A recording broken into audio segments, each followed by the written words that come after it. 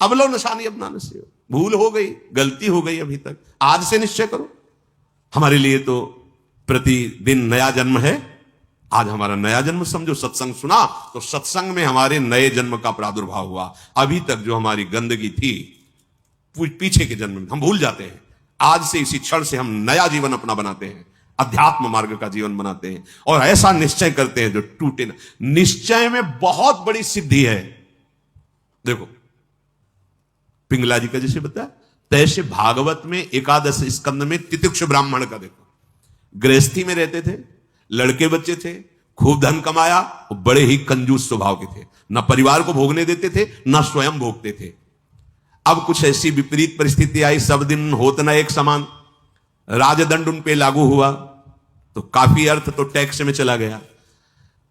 फिर परिवार के जनों ने देखा कि ये तो कंजूस है, 1 रुपया भी नहीं देगा, वो लोग इधर उधर से हाथ मार के फिर आग लग गई। अब परिवार वालों ने उसका त्याग कर दिया, केवल अकेला, कोई उससे प्यार नहीं करता, अर्थ उसके हाथ से चला गया सब।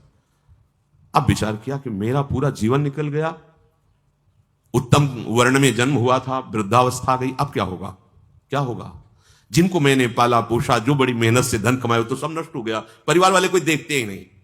जानते हो उसका निश्चय, देवता इस बात के साक्षी हैं कि आज से मैं अपने जीवन को श्री भगवान के चरणों में समर्पित करता हूं, सब कुछ सहूंगा और निरंतर भगवान का भजन करूंगा। वो इतना बड़ा महापुरुष उसी निश्चय से हो गया कि भगवान उद्धव जी को उसकी कथा सुना रहे हैं। कोई साधना नहीं हुई थी, परिस्थिति ने ऐसा निश्चय करवा दिया। तो जरूरी है वो परिस्थिति आवे तब तुम निश्चय करो। क्या सत्संग में तुम निश्चय नहीं कर सकते तो परिस्थिति का इंतजार करोगे कि ऐसी विपत्ति आवे, ऐसी ठोकर लगे, ऐसी दुर्दशा हो तब तुम निश्चय करो? अरे उसके पहले ही निश्चय कर लो तो दुर्दशा काहे को होगी। ऐसा नहीं कि उसका जीवन मंगलमय हो गया। अब उसके कर्मों का क्षय करने के लिए जब वो संन्यास भाव लेकर विचरण करता, भिक्षा मांगता, तो लोग थूकते, स्पष्ट लिखा हुआ मूत देते, बांध देते, पीटते, उसकी भिक्षा छीन लेते, पर वो अंदर अंदर विचार करता नहीं, किसी का दोष नहीं है इसमें किसी का दोष नहीं। तो ये कर्म का है, ये कर्म का प्रभाव तो शरीर पर पड़ेगा। ये मुझे दुख क्यों हो रहा है? बहुत बहुत सुंदर मतलब चिंतन उनका बना। तो क्या देवता है? इस दुख का कारण देवता है? नहीं, देवता भी तो केवल हमारे शरीर को ही पीड़ा दे सकते हैं। मेरे को क्यों हो रहा है? काल नहीं, वो तो आत्मस्वरूप है, उसका भी प्रभाव इसी शरीर पर होगा। मेरा स्वरूप तो कालातीत है। तो फिर क्या है? भ्रम। हां, ये भ्रम है। मैं तो निर्विकार चिदानंद अपने स्वरूप में स्थित हो गया, ब्रह्मबोध संपन्न महापुरुष हो गया हो। और तितिक्ष ब्राह्मण नाम से वर्णन किया है भगवान ने। इसलिए निश्चय में बड़ी सामर्थ्य है, हमारा निश्चय बड़ा ढुलमुल है। इसलिए प्रार्थना है, बहुत बड़ा मार्ग मिला है आपको, इसे भगवत मार्ग कहते हैं, अध्यात्म मार्ग कहते हैं। ये अंतिम जन्म वालों को मिलता है, जिनका आखिरी जन्म होता है। अगर चूक करोगे तो व्यर्थ तो नहीं जाएगा, पर और समय लग जाएगा। काहे कुछ समय बर्बाद करो, आज निश्चय करो। गोस्वामी जी कह रहे, देखो निश्चय, गोस्वामी जी बाल्यावस्था से भगवान में रत थे, ऐसा नहीं है कि वो भजन नहीं करते थे, ऐसा नहीं है। जन्म हुआ था तब बोले थे राम, जैसे बच्चा रोता है ना, तो गोस्वामी जी रोए नहीं थे, राम बोले थे, इसलिए राम बोला नाम पड़ा था।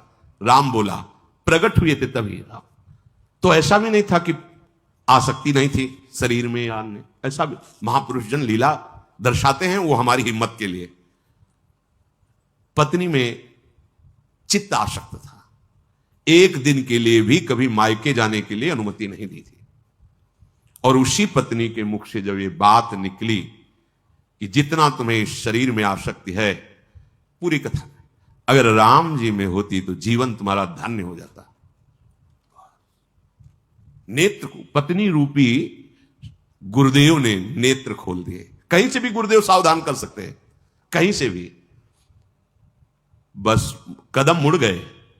क्योंकि ऐसा नहीं था कि राम भक्ति ली थी, निश्चय कर लिया, अब लो नशानी, अब ये गोस्वामी जी का ही पद है, अब इंद्रियों के बस में होके, नहीं नहीं, बहुत सही बोला, अगर ये स्थिति, ये आसक्ति राम जी में होती तो जीवन धन्य हो जाता। अब पायो नाम चारु चिंतामणि, उर करते न खसई हो, अब लो नशानी। अब समझ गए, अब हृदय से एक क्षण के लिए भी राम नाम नहीं छोड़ूंगा।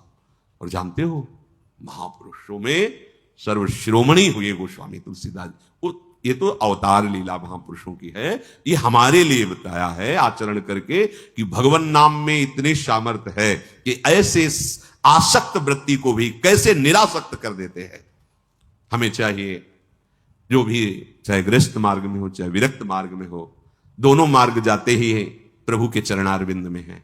अपने मार्ग की वृत्तियों को जानिए, समझिए और धर्मानुसरण बर्ताव कीजिए और नाम निरंतर जपते रहिए, तो जीवन यात्रा का विश्राम, जो गोस्वामी जी कह रहे हैं, पायो परम विश्राम, विश्राम ही नहीं, पायो परम विश्राम, राम समान प्रभु नाही कहूं।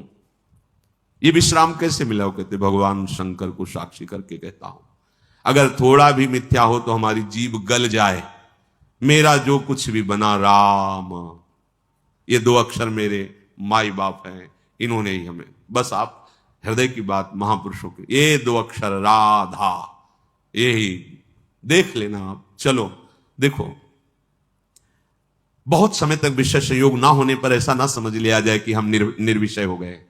बहुत ये चोर हैं, बहुत छुप कर रहते हैं और चिंगारी की तरह रहते हैं। फूस मिल जाए तो ज्वाला बनने में सेकंड लगता है। ध्यान रखना, 20 वर्ष 30 वर्ष बिल्कुल निर्विकार, संयोग नहीं। लगता है कि अब हमें कौन परास्त कर सकता है। चिंगारी है, फूस मिला ज्वाला बन जाएगी, जिसे नारद जी ने कहा तरंगवत, और संयोग बना तो समुद्रवत, डूब जाओगे, निकलना मुश्किल हो जाएगा। जब तक भगवत साक्षात्कार ना हो जाए, जब तक आपको अपने शरीर का अहम स्मरण करता भोक्ता भाव है, तो ईमानदारी से सावधानी पूर्वक अपने धर्म का पालन करते हुए प्रिया प्रीतम का निरंतर स्मरण, यही हमारे जीवन का परम लक्ष्य होगा। इसी से हमें परमानंद की प्राप्ति होगी। जिस समय हम ये सोचते हैं कि अब हमें कोई भी धर्म विरुद्ध आचरण नहीं, एक आनंद